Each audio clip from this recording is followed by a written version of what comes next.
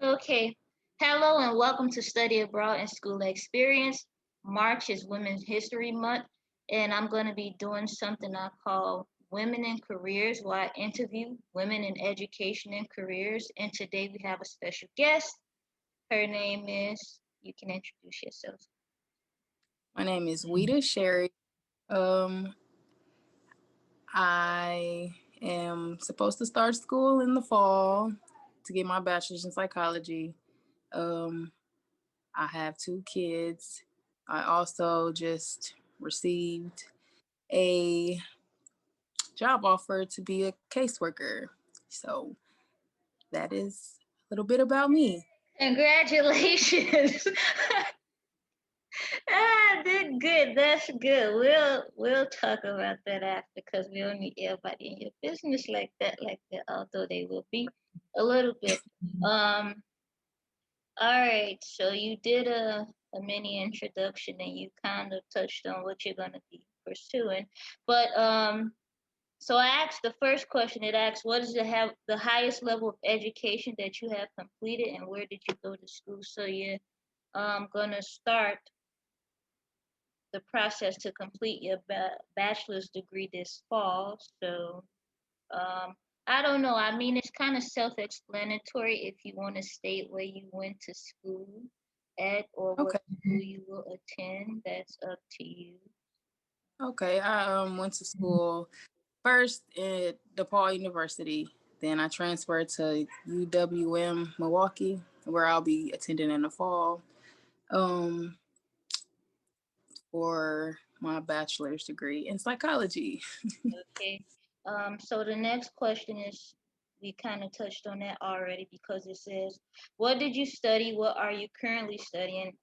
So we can just go on to how did you choose your major, and if you wouldn't mind talking about funding options, like how are you gonna fund your education? You can explain what occurred while you were at DePaul and what's going on with funding at your current institution and how you decided to pursue psychology. Okay, it started with my school counselor signed me up for a psychology class, and I really enjoyed it because it talked about different like aspects of human behavior, which I'm very interested in. Um, and when I went to DePaul, I don't know why I chose DePaul, to be honest, but because I had would have had a full ride to go to University of Chicago, but I chose to DePaul because it was a smaller school, and I felt like I wasn't ready to be out there yet, coming from a small high school. So I went to DePaul, but it cost a lot more. I had to take out a lot of loans in order to pay for it because it's a private school.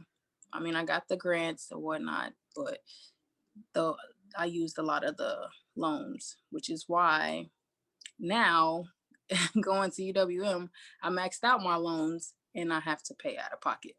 Okay.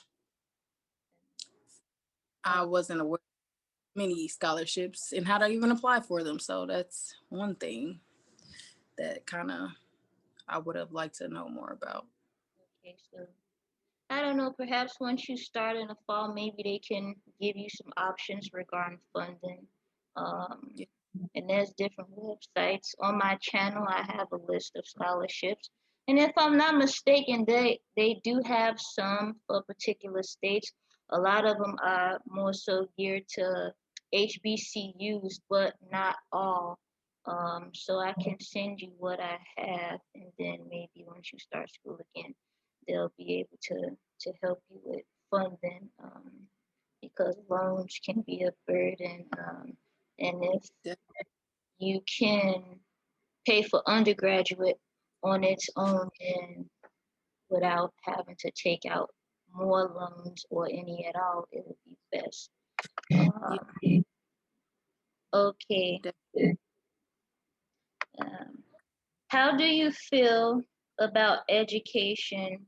What are your beliefs about education and the current state of the educational system? Um, I think education is very important for educating children to get them prepared for the world we live in. but I think that there needs to be some work done to it because a lot of kids get left behind, kind of, even though it's a no child left behind sort of thing, policy I heard that was good in the school system.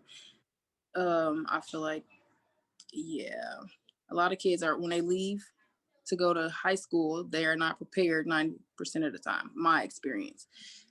Then when you go to college, you're even less prepared and you don't know what to expect. You kind of are behind people who have better education. Um, I don't know much about this education system in Wisconsin, but from my experience working as a teacher's aide, like the test that the kids take, they try to, I don't know, I just feel like it's a lot of tricking kids in a sense to try to understand, not try to not for them not to understand, because like when they take tests they don't really know how the wording is, they get confused, but they know how to do things, but they don't really know how to do it on the standardized test.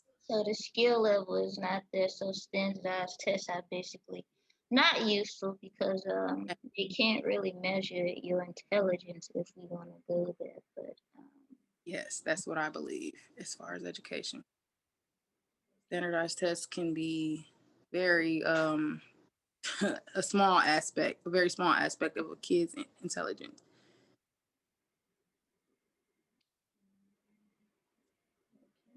Yeah. I don't remember what. no, Okay. that was good. Because I asked about your opinion on education and what do you think about education. So the next question, it asks about future plans. So if you don't mind sharing, uh, what are your next educational or career steps? What do you currently do? You don't have to state your exact title. I mean, you gave us an update in terms of what you will be doing. You can talk about your current field if you want to, or you can just provide a brief synopsis of what you will do. It's all up Okay. to you how you decide to answer this question. Okay. Well, steps in schooling. I have this really awesome friend named Ashandria Oliver who motivates me to want to be a professional student, as some people call them. I want my PhD in the long term because I want to be a doctor, because I knew I couldn't be the surgeon kind of doctors that Mhm. working on people. I'd rather work on people mentally. So in psychology, some shape or form. I don't know exactly what, but I do know that's what I want to do. I currently work as a security officer. Okay. And, um, it's okay, to get by, but it helped me to have the flexibility to go to school like I did, like in 2019. But I took a break because there wasn't enough money to be. So that's why Mhm.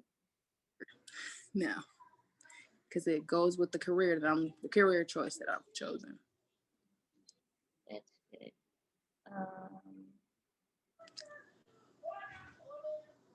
so, what are the skills that someone should have in your field? You can talk about, I guess, based on what you know regarding psychology, or you can talk about the case management fields like social work, kind of social psychology, if you think about it, or I guess how your current position kind of relates to what you will be doing, because I feel like there's some things that may be useful in terms of your skills that you've acquired thus far.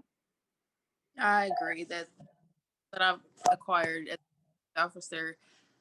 I feel like it will help me be a caseworker, because I have to deal with the public a lot. I have to engage with different kind of people with different mental capacities, Okay. and that can be a lot. Like if for somebody who never had to deal with that kind of population, so um, I think to be a caseworker, you have to have people skills. You have to have some sort of sense of um, compassion for people, and to want to go above and beyond. So you kind of have to be an overachiever, I think, in Okay. order to help.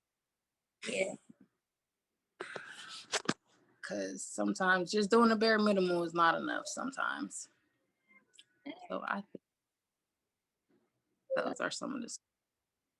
What has been more valuable in your career, your education thus far, or your work experience overall? Um, um, look, valuable information. Uh, Learning in school, my valuable information was being able to learn about how your environment affects how you behave. Okay. And when I interact with different people, I can see like how some people were raised and how that causes them to act different ways. And I think that it's very valuable information, especially when I have to deal with the public a lot. Okay. I try to empathize and sympathize with people and understand where they're coming from instead of judging them. So I think that was very useful information. Um, What would you tell someone who is interested in going to a trade school or community college and they don't have any intention of transferring immediately? So they'll go to a trade school or they'll do Mm-hmm. 2 years and get gen eds at a community college, but they won't go to a 4 year institution right after. What would you tell them if they're interested in doing that? I would tell them that sometimes if it depends on what they're trying to do in life, they might not even need to go to the university. Some people can go to trade school and find good paying jobs that, can support their lifestyle. Because a lot of times people don't talk about trade schools. They usually just talk about going to university. But sometimes all you need is that. Because even to be a caseworker, you only need like some college, depending on where, or like for trade schools, you just need the certificate and you can I know people who went to school to be an electrician making $30 an hour, like it just all depends. I would say figure out what you want to do do and see how schooling affects your future plans. Because you don't necessarily have to go to university, but it might be that you need that degree depending on if you're trying to do something else with that. So, Okay. yeah. Um, Are there any positive words that you would like to offer those who will watch this video, maybe after I edit and upload it, like maybe 2 years, 5 years, 10 years, just any encouraging words that you have for Uh, the audience. Never give up on whatever it is you're trying to achieve, because the hard work you put in will definitely show fruits if you keep going. I don't know how to say that. Look, it definitely will help you in the long run if you keep going and stay focused. Even with the obstacles, you will achieve your goals in the end. I definitely believe that. That's good. Good stuff. All right. Well, thank you all for watching. That concludes this interview. And as I always say, take care, be well, stay safe, keep studying. Ciao. Ciao.